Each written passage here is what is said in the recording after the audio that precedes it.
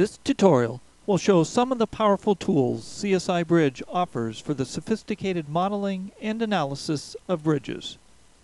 The bridge we will model will be a 200-foot long concrete box girder with 2 spans, with a deck 36 feet wide and a depth that varies as a parabola. It will support 2 lanes of traffic, each 14 feet wide, and it will be pre-stressed in the girders of the concrete box section. Lanes and vehicles will be used to generate both influence surfaces and a multi-step live load analysis. The bridge is made up of abutments at each end, along with 3 columns and a bent cap at midspan. Tendons are draped in the girders of the deck, and the box section is modeled with shell elements. To start the model, we go to the Application button, or orb, and click on the New command. We set the units to kip feet, and click on the blank button since we will not be using a template. One option to use when developing a bridge model is to use the Bridge Wizard. And a quick check of the wizard shows that it lists each item and component in the bridge model, along with a description. As you step through the wizard,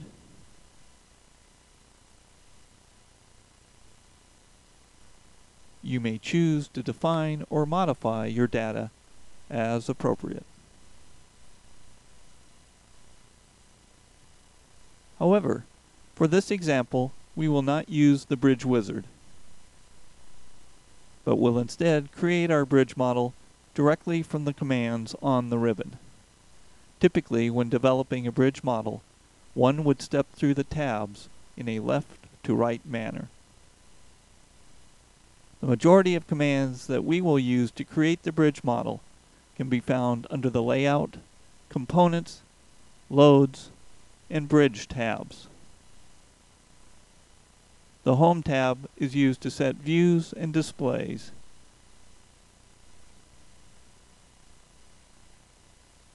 And to select items.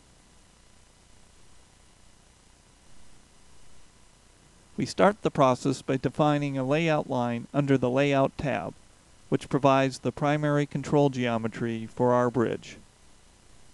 We start by clicking on the New button in the Layout panel.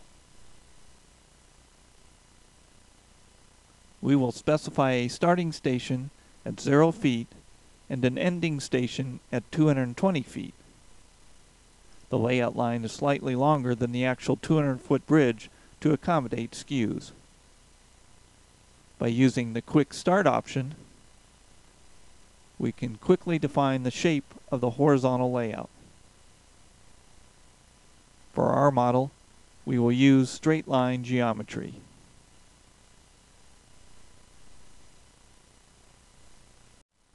Note that the layout line is now available on the drop-down list, and that the Copy, Modify, and Delete buttons are now active.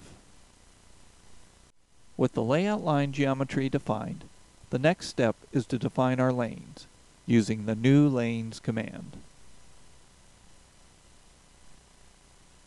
Because our model has been generated from a layout line, we will use the same layout line for the lane definition. Our first lane will be offset -9 feet, and all lanes will be 14 feet wide.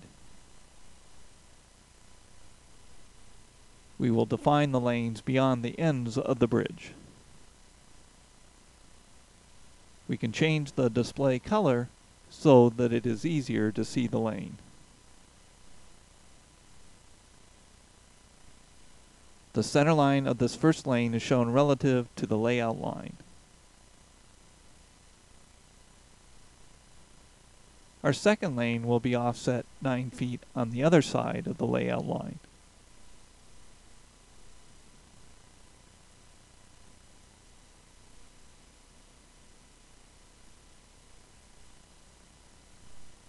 Again, we will change the display color.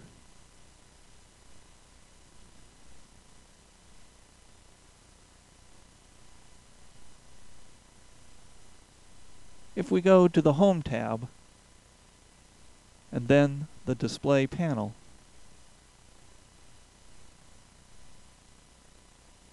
we can view the lane width rather than just the center lines.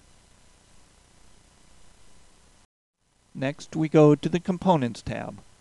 This tab is organized into 3 sections: Properties, Superstructure, and Substructure.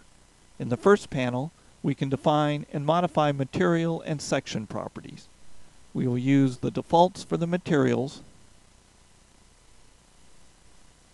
so no changes will be made. We will return to this panel later in the tutorial to add additional section properties. The next panel is where we will define the superstructure. We start with the deck section, select the deck section command, and then click the New button. Here, the program offers numerous parametrically driven templates, and we will choose a concrete box girder with vertical sides.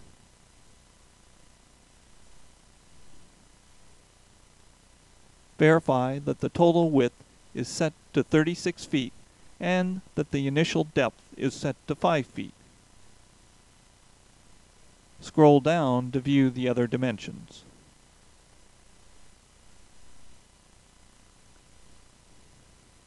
Next, we will define the vertical diaphragms that will be placed at each end of the bridge deck.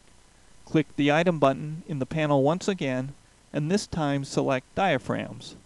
Note that the button icons change, and click the New button.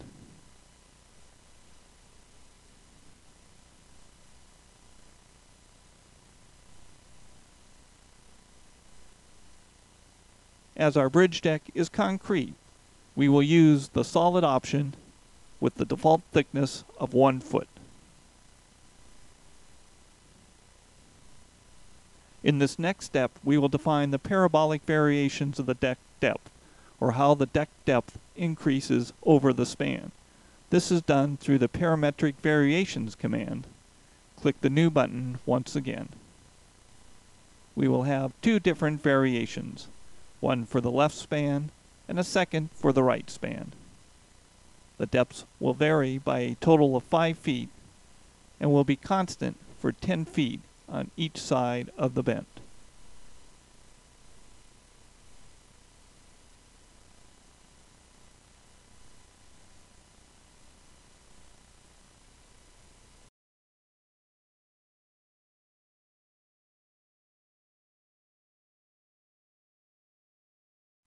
We have now finished the variation for the left span, and we'll move on and use a similar technique for the right span.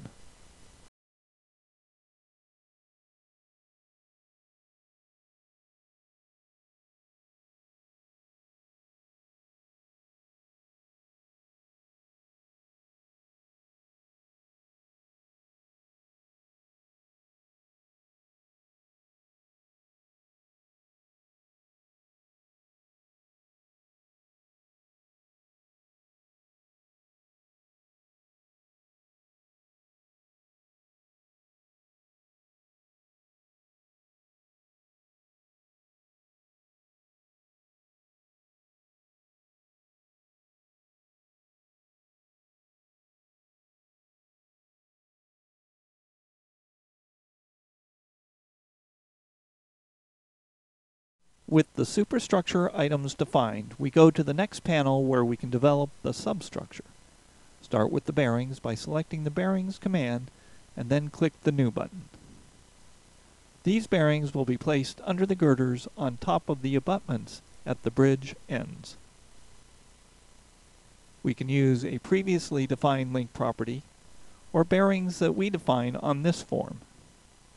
For this model, the bearings will allow translation along the layout line, but not in the other 2 directions.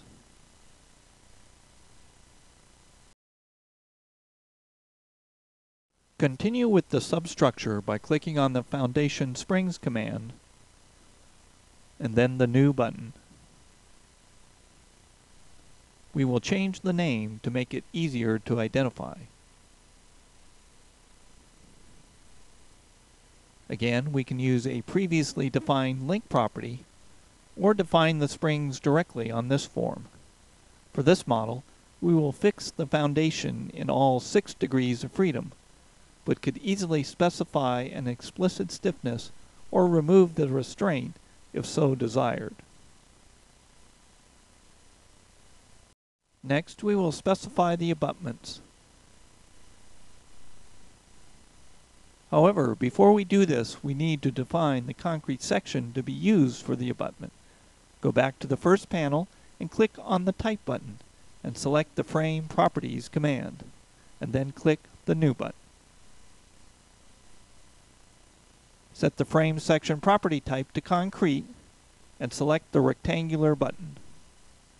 Name the section abutment and we will specify a depth of 8 feet and a width of 4 feet.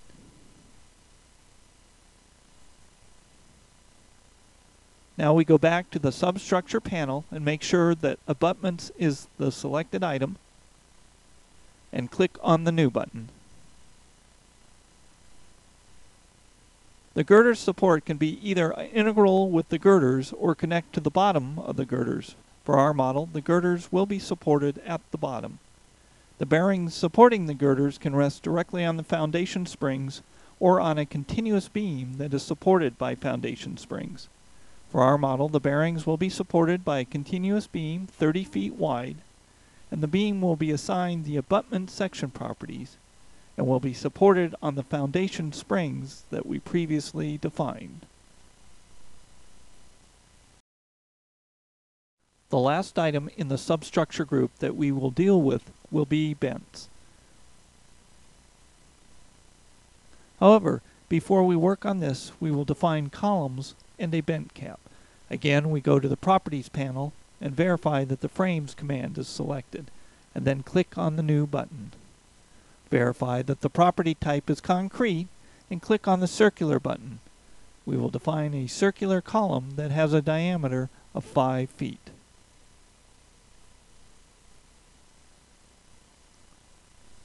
Click the New button again,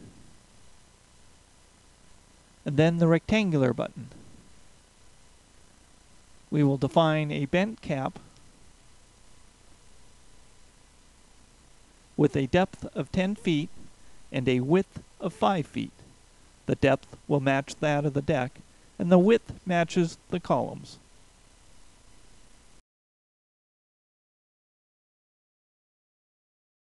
Now that a column and bent cap section are defined, we can go to the substructure panel and specify the bent. Select Bents, and then click the New button. Similar to what was done for the abutments at the bridge ends, we need to specify how the girders are to be supported at the bent. However, unlike the abutments, the support will be integral at the bent. Verify that the cap beam is 30 feet wide and the bent will have 3 columns. The cap beam will be assigned the bent cap section that is 10 feet deep. Clicking on the Modify Column Data button,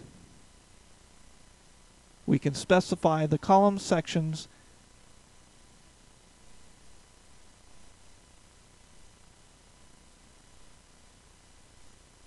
and locate the columns at 2.5, 15, and 27.5 feet along the bent. We will also vary the height of each column.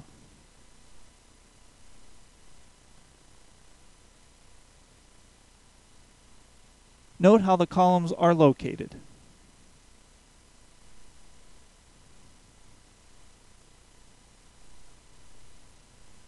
We will leave the column base supports as fixed, and the moment releases at the top of the columns will also be fixed.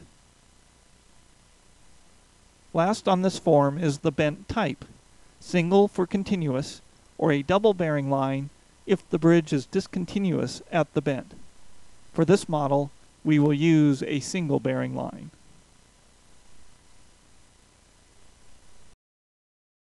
We are now finished with the superstructure and substructure definition, and we'll move on to the Loads tab. We start by defining the vehicles that will run on the lanes by clicking on the Type button in the first group, selecting Vehicles, and then clicking on the New button. In this case, we will use a standard vehicle, a HS20-44.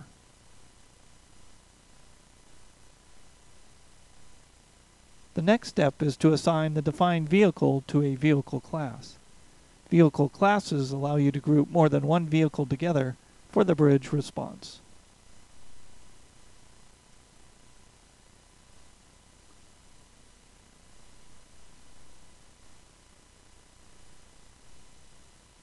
Next, we click the Load Patterns button to add a pre-stress load pattern.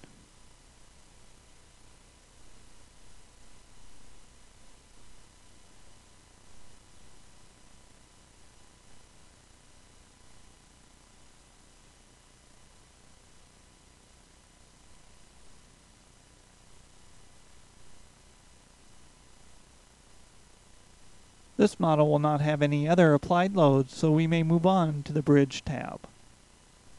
It is on the Bridge tab that we assemble the components we have defined into a bridge object. We start by clicking on the New button. Our bridge object will be based on the previously defined layout line, and the Modify Show Assignments area shows us what items can be placed and modified in the bridge object. We begin by defining the bridge object reference line. We'll move the abutment 10 feet in from the end of the layout line. Next, we will add a bent at midspan.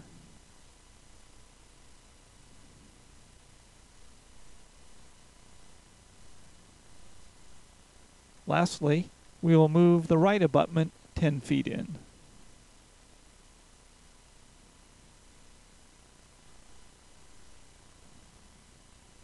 Next, select Abutments and click the Modify Show button. Choose the Start Abutment tab, and we will rotate the abutment 15 degrees. The superstructure will have the previously defined vertical diaphragm and a substructure using the abutment's beam. Set the top of the abutment to 6 feet below the deck elevation. We will use the previously defined bearing property for our bearings, and we will locate the bearing 5.5 feet below the deck. The bearing will not be rotated from the layout line. Select the End Abutment tab and make the same changes as done with the Start Abutment.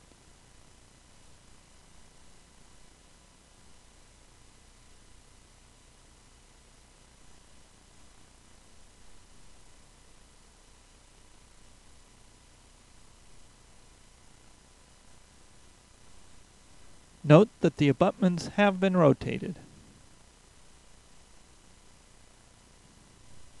Next, select Bents and click the Modify Show button. The bent will be located at the end of span 1 and will not have a diaphragm property, as the bent cap is to be integral with the deck. We will also rotate the bent 15 degrees.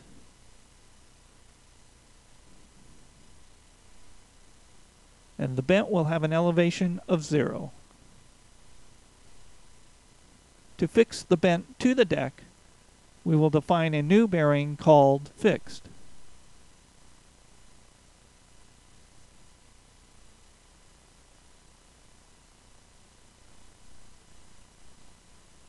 This bearing will be fixed in all degrees of freedom.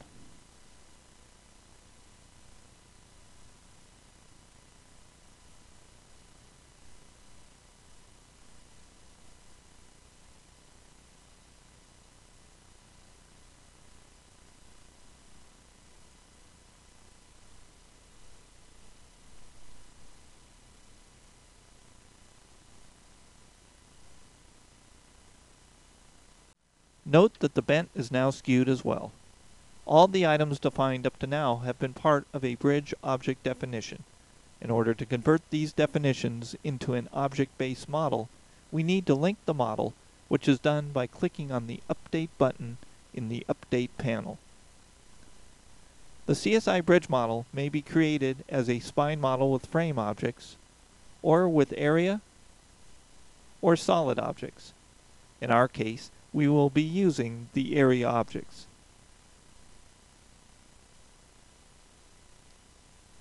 CSiBridge has taken our bridge object definitions and created a structural model with area objects and supports at the left end, the midspan, and the right end. Next, we will add in the parametric variations to the deck span.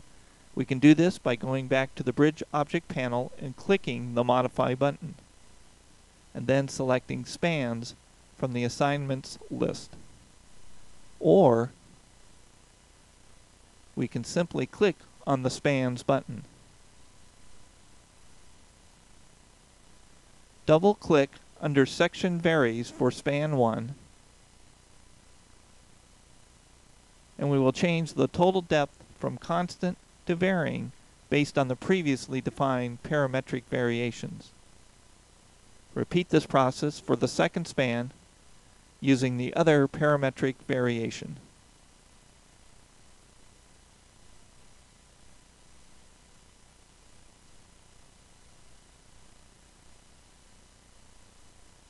In order to see the depth variation better, we can switch to an elevation view by going to the Home tab in the View panel.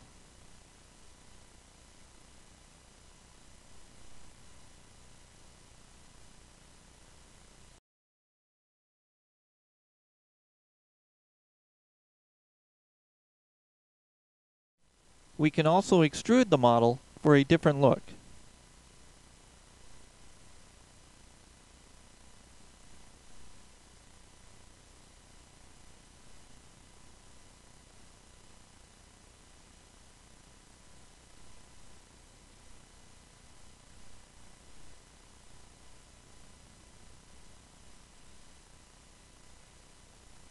Returning to the Bridge tab, we will define the prestressed tendons.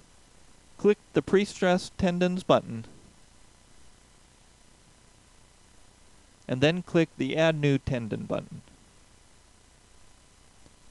The load pattern will be prestress, and the tendons will span the entire length of the bridge. The tendons will be post-tensioned with an area of 10 inches square and a force of 500 kips. They will be modeled as loads. For the vertical layout, we click on the Quick Start button and choose a parabolic shape.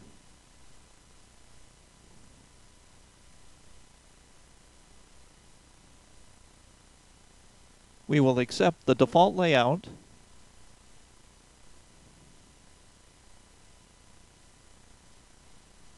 and we can now see the tendon position over the entire length of the bridge.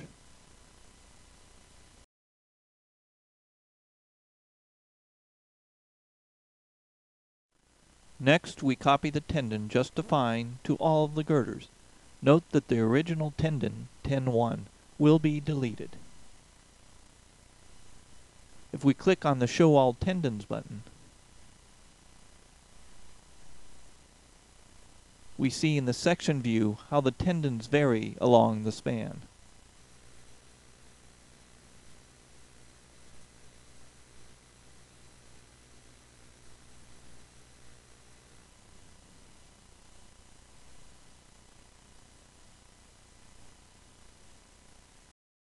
If we remove the area objects from our view,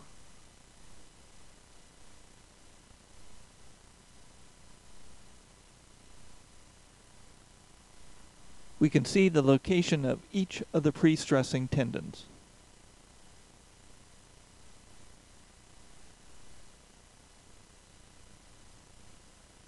Our bridge object is now complete, and we are ready to move on to the Analysis tab. In the Load Cases group, the drop-down list shows that 3 load cases have been defined: dead, modal, and prestressed. To these, we need to add a moving load case. To do this, click the Type button and select the Moving Load command. And then we click on the New button.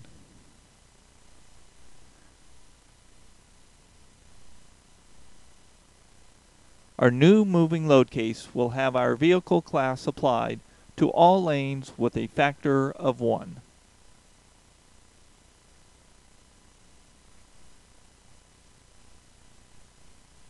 Clicking on the Bridge Response button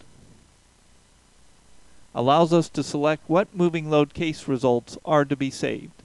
In this case, we will shut off a few of the element types not needed. We are now ready to run the analysis. However, before we do, we will change our display so that it will be easier to see the results.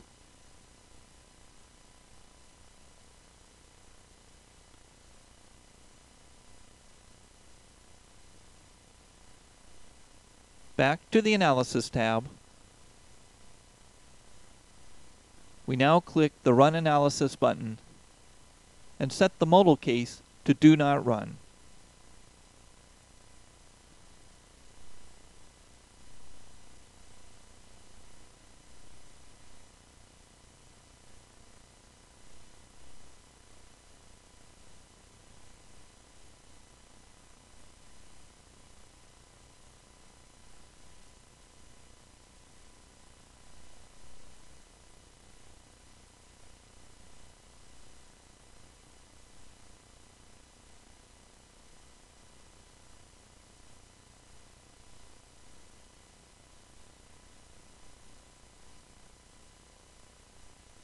Upon completion of the analysis, the deformed shape for the dead load case is displayed.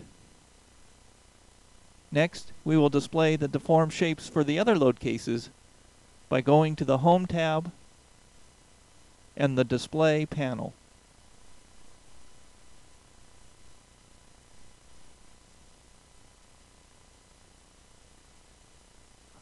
Note that for the pre-stressed case, the displacement is in the up direction as expected.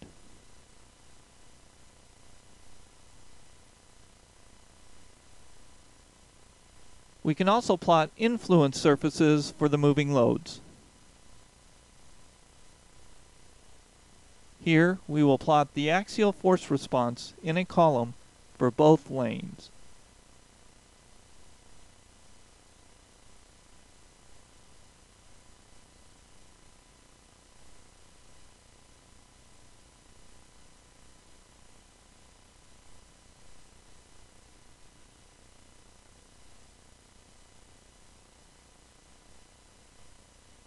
Next, we will plot the bridge forces along the length for the entire bridge.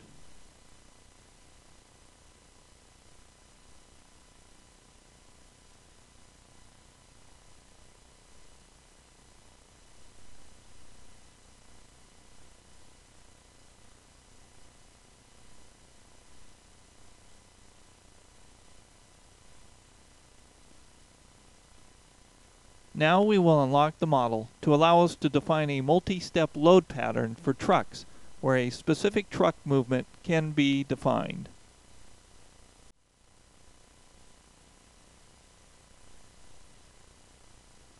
Going to the Loads tab and clicking the Load Patterns button,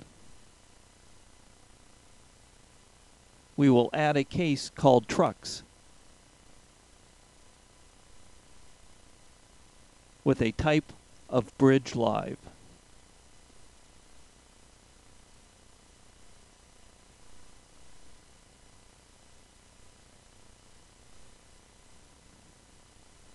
Clicking on the Modify Bridge Live Load button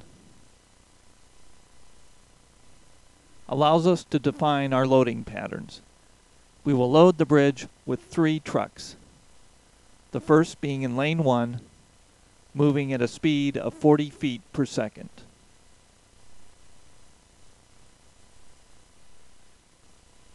The next truck will be in lane 2, starting at the opposite end of the bridge, moving in the opposite direction at 40 feet per second. The third truck will again be in lane 1, but will start 1.5 seconds behind the first truck.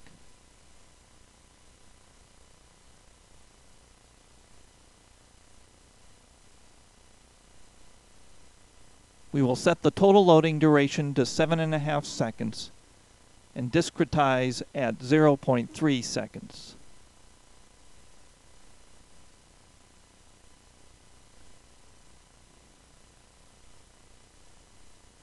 We are now ready to once again run the analysis.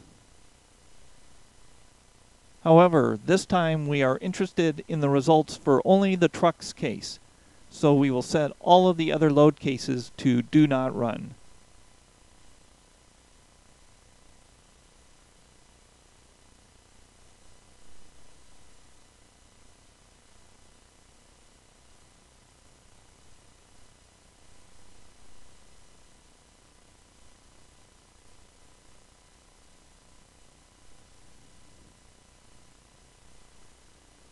As done for the previous load cases, we can view the bridge forces for the truck's case.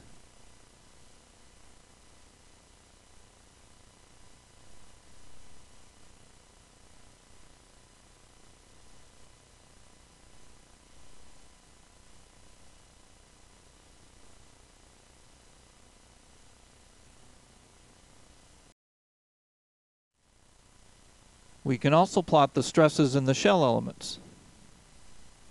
Here, we will display the F11 component at step 9, which is close to midway in the analysis.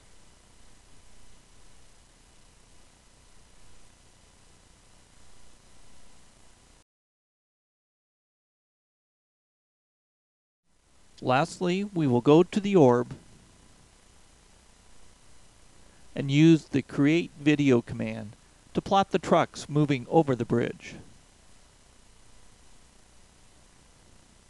Make sure that the truck's load case is selected, and we will increase the magnification factor so that the deformations will be obvious.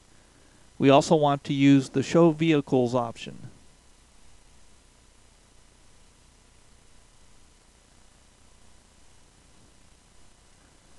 The program shows the steps as it creates the movie.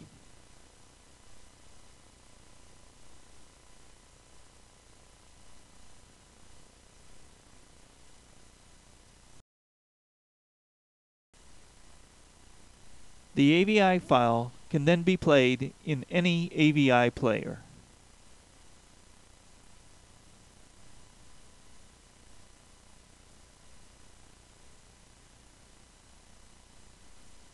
This concludes this tutorial.